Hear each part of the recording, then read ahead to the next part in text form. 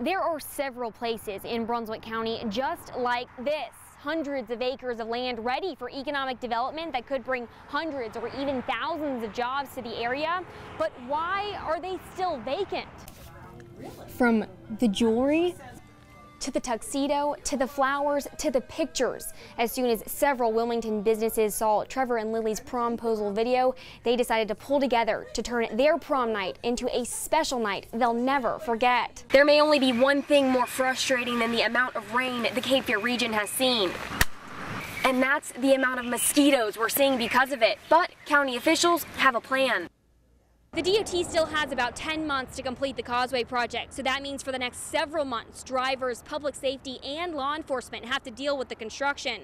So today, several law enforcement agencies in Brunswick County met to discuss what they can do to help you and them. The principal says this is a tradition the students put on each year on Fat Tuesday, and they also honor the teacher who started it. Within the last year, this brand new parking lot continued out behind me and had a walkway at the end of it. Now, town leaders are quickly trying to stop the erosion. As town leaders begin assessing the damage throughout the town, one couple is assessing the damage in their home because the water came up to here, bringing at least 3 inches of water inside their home. Wrightsville Beach has about 1,500 parking spaces that require some form of payment from a meter or a pay station. Carolina Beach has 824. Lily and Trevor's promposal happened right here in Bo's coffee shop, but little did they know that that viral video would turn into a special prom night they would never forget. Right, Trevor? Why? It didn't take the state long to sum up their closing statements this morning, but it took the defense the rest of the afternoon, several hours, arguing Vassie's defense. Kenzie, we are driving south on Highway 17 near Shallotte. We've been driving significantly underneath the speed limit because of the amount of water on the roads. Several areas are still experiencing flooding. Mackenzie, yesterday the president gave an emotional speech as he proposed ramping up gun control to combat decades of violence in our country. While some don't agree with this measure, others say it's the first step toward a solution. Well, I didn't bring a gun because no one told me to bring one. Wrightsville Beach resident Jazz Undy never thought he'd be the victim of gun violence. But that's before he tried to help a woman who was robbed 3 years ago. I didn't know at the time they had been robbed at gunpoint. That's why he says he ran after the two men and threatened to call police. And the guy pulled a gun and he hit me and shot me right here as he ran by. So that's just one of the reasons Undy wants more gun control. It's a constitutional right to bear arms. I understand that, but I do think there are way too many guns on the streets. Gun violence created one of the most emotional speeches for President Obama as he discussed his executive order to ramp up mental health care and add hundreds of FBI and ATF agents to better enforce current laws and focus on background checks. From first graders in Newtown, every time I think about those kids, it gets me mad. I'm glad that he got emotional. But not everyone agrees. It's most concerning is that the president suggested to governors across the country send the the mental health information, and we'll incorporate that into the database on the background check. That's a problem as it relates to the health care privacy laws. For now, Republican Senator Richard Burr says the president's order is just a guidance and not a law. Since I became a member of Congress, I've done everything to protect the Second Amendment rights of all Americans, and I'll continue to do that regardless of what this president's personal preferences are. For Undy, the speech was personal, too. He doesn't know the solution to gun violence, but he says he's happy we're talking about it. This isn't war. This is America, and we come up with solutions in America, and I want to see that dialogue going. The executive actions the president ordered would all require millions in funding, and that must first be secured by Congress. Mackenzie. A morning of running errands for Dora Kasarin turned into the nightmare we've all experienced one time or another. I locked myself out of the car. Then, as it usually does, things got worse. I look in my purse and I don't have my cell phone. She went inside the Food Lion to use the manager's phone. Then came her next problem. Without a cell phone, the only number I know is my home number. As the panic started to set in, Kasarin says she noticed something out of the corner of her eye. This guy kept looking at me. a guy she says she's never met before. He had this white beard and white hair. But knows very well. He looked like Santa Claus. That is just so weird because I felt like this feeling. As she continued to worry about her situation, the man approached her. And he said, is there anything I can help you with? And seriously, the way he looked at me, I was like, oh my God, is this Santa Claus? Then she told him what happened. Seriously, without hesitation, he went into his pockets. I said, here. Go get your spare key and come right back. Something she never expected. I never thought, like, would anybody do this for someone else? Would I do this for someone else? Santa would. A car's a car. People's lives matter. Santa says it's not that big of a deal, but Kasarin says it was big enough to change her day. So I was walking out, he turns around, he's like, hey, and I turned around and he said, Merry Christmas. And I was like, that's it. I just started crying. I went home. A simple gesture this time of year. Merry Christmas. Merry Christmas. That brought her some Christmas cheer. In Sneed's Ferry. Merry Christmas. Hannah Patrick, WWAY, News Channel 3. It's a phone call no one wants to have to make. Shot the man in front of me. Right here, just shot a person. It's right there now. I'm not going further. You're the car just went into the water. But someone has to be there to answer it. When lives may be on the line. New Hanover County 911. You can lose your mind afterwards, but in those 30 seconds, you better be the #1 person in the world, because you have to be. But not everyone has what it takes to be a 911 telecommunicator. You got to be compassionate. What if you have what it takes, but something else is still standing in the way of doing your job? When you're sitting at work and it's your 4th, 5th, 6th day in a row and you know you don't want to be there and your mind's not in the game, it's a dangerous situation. That's one of the reasons Selena Patton says she voluntarily left the New Hanover County 911 Center in December 2014. I didn't feel like I was getting as much from the job as I was putting in.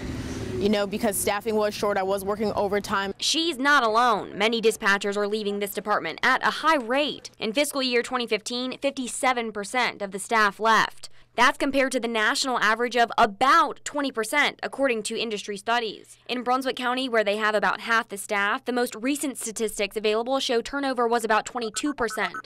My previous job for 10 years, we had a high turnover rate, higher than normal jobs, but nothing like this. Jennifer Downey also worked at the 911 Center with Patton for a few years. Downey was fired from her job there in 2014. But her story and Patton's are similar, like many of the other tips we got. There was no teamwork, no group, nothing welcome. New Hanover County spokeswoman Ruth Smith says the 911 Center is moving in a positive direction now. We did have a period of time when their turnover rate was significantly higher than where we would want it to be. The turnover rate for a job like this nationally is in the 22% range, I believe, and that's where we're trending currently. Smith says they only expect people to stay in this role for about 2 to 5 years, but what about the constant vacancies and the short staffing forcing overtime? If you're tired, if you're angry, if you're annoyed, if you feel like you're not getting what you feel like you deserve, you can't tell this person, okay, don't worry, we're going to be there, I'm going to do the best I can do for you because I'm not the best I am for me. Smith says the 911 Center has a policy in place so that doesn't happen. Employees work 3 12-hour shifts and then have time off. But that's not what we were told last week. The telecommunicators can work 4 days in a row, take a break, and come back for more. Some will come to us and ask to work additional shifts. I am one of those people who don't have family at home, and I did appreciate the extra money. But there were times when I didn't want to work like that. You know, when you're choosing to do it, it's one thing. When you don't have the choice, it's certainly another. Smith says burnout is closely monitored. They have on-call shifts. Sometimes they will get called in, but there is no way that somebody who is tired and exhausted and burnt out currently would be put back on the phones. For Patton, burnout is one of the reasons she left New Hanover County, but not the job. She works as a dispatcher for another agency, and she says she loves it. But she says she needed a better working environment, something she says that all dispatchers need. The bottom line is when people call us, they're not having a good day. You know, and when someone talks to you on the phone, they don't have anything nice to say to you. You know, they're angry or they're hurt or they lost a family member. So you never get a break. You never ever do. So I think it's important that we keep a family-oriented environment among us because we don't get that break. A break Patton says every telecommunicator needs to be there for every emergency when a life may be on the line. As you walk up to the Surf City Pier, it looks just like any other vacation destination.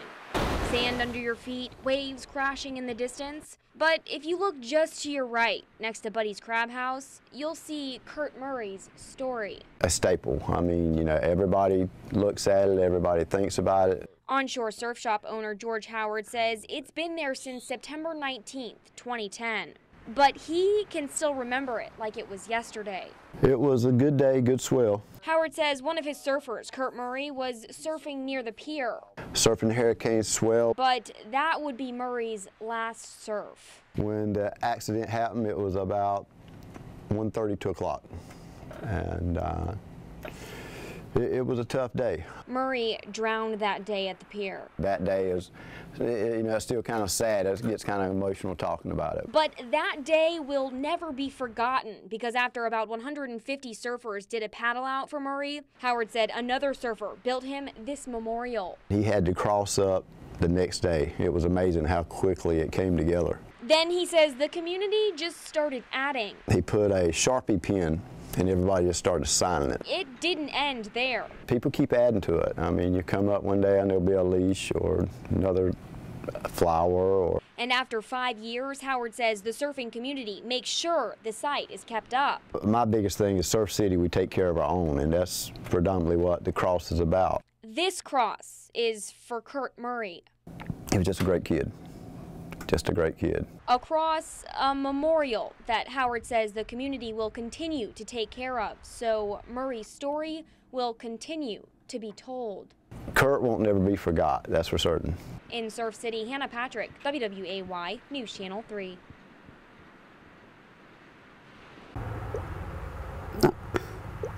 She does it all from her phone. It takes anywhere from 8 to 10 hours of my personal time up every day. Samantha Newport spends those 8 to 10 hours a day running the Wilmington Pay It Forward Facebook page she started last February. Just to give without expecting anything in return. Newport says it's not always easy, but she says Wilmington needed it. It keeps me satisfied knowing that somebody else is getting the help, that there's somebody not going hungry, somebody's not going without clothes, somebody's not going without a bed. I've been there myself. It's satisfaction that comes from stories like this. The woman that wanted her, I think he was autistic, and for his birthday wanted people just to send cards, and she received so many. Newport says the woman then posted this video reaction of her son. Like 60 cards, I want to say, for her autistic son. It just made his whole birthday. Newport says it's not always happy, though. People will hoard items and sell them. That's why she says there are rules. I didn't want people to run amok and people take advantage of other people's kindness. But even through the long list of rules, Newport says the kindness is spreading fast, especially with the holidays approaching. Like one mother wanted her children to give back to the community. She can put a post up there, you know, asking for a list of family and people inbox her. And she says she hopes these posts continue. Everybody's been needing one time or another in life. It doesn't hurt to give. People just wanting to give without expecting anything in return. That's what Pay It Forward is for. In Wilmington, Hannah Patrick, WWAY News Channel 3.